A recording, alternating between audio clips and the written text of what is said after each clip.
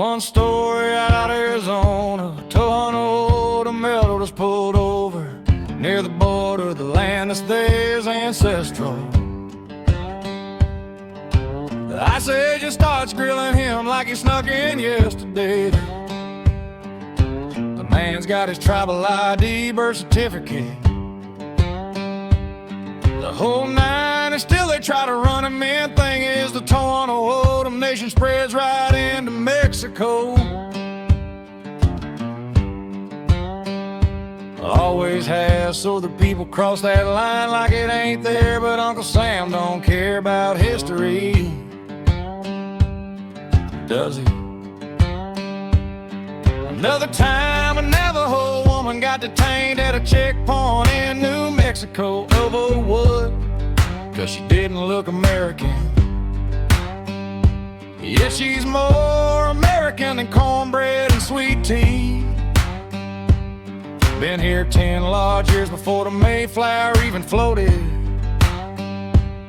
These folks ain't immigrants, they're the original stewards. And yeah, it's a dang shame that somebody still gotta prove they belong on the land of kin and walk since time began. I stand with the first peoples, two real Americans, hell yes, and always have been. Unless you count that they arrived tens of thousands of years before Jesus was ever born. Oh yeah, that's a wild and woolly theory, like a tumbleweed with legs hunting down immigrants, calling the real Americans un-American legal aliens. And truth be told, some of them Navajo oral traditions say they come from a far-off land of ice and snow. Maybe that's a clue, maybe it's just a poetic way to say it. It was darn cold and hard as a dingus during the Ice Age. Who's to say did the real Americans spend Ice Age in America? But if they were illegal Greenlanders of the land of ice, if them Navajo did cross from Greenland, they'd have been hoofing it quite a bit.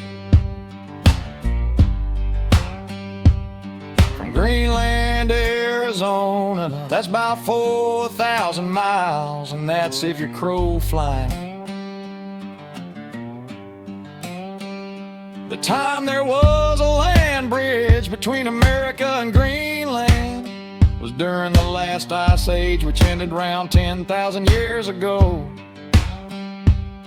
Now we ain't sure if that bridge was skyable or not. Might have been all glaciers and nasty crevices. But let's play pretend if the Navajo were skating their way across quite a slip of ice, then Ice Agents got nothing on them. White as ice, yet even Greenlanders aren't considered white yet. That's some deep roots, my friend.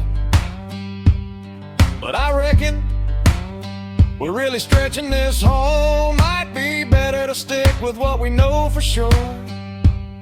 The real Americans of Navajo have been in the Southwest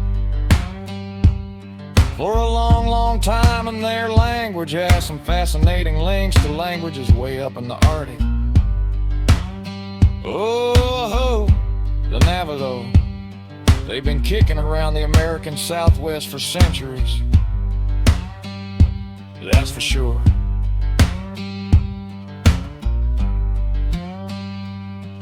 Archaeologists say that the Athabascan people, that's the group that the Navajo belonged to, started moving south from Canada and Alaska during medieval age.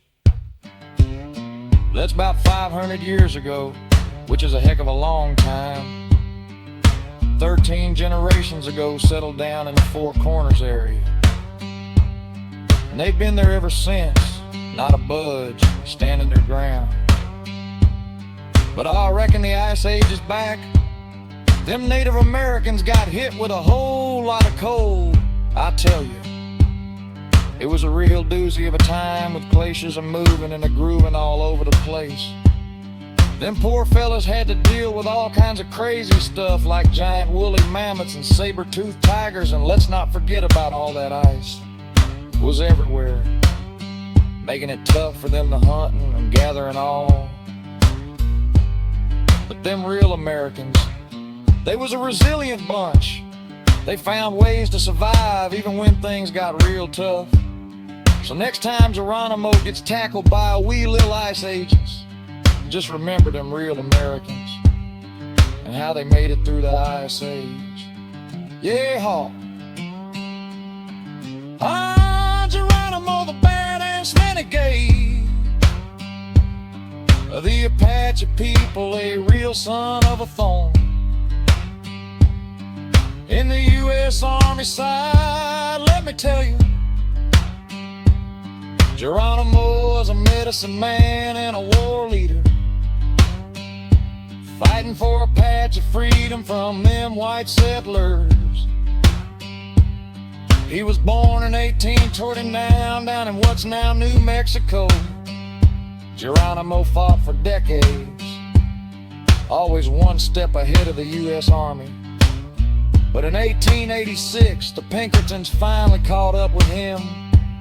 He spent the rest of his life as a prisoner of war, but he became a celebrity in his old age, even riding in Teddy Roosevelt's inauguration parade in 1905. He died in 1909, still a symbol of Native American resistance.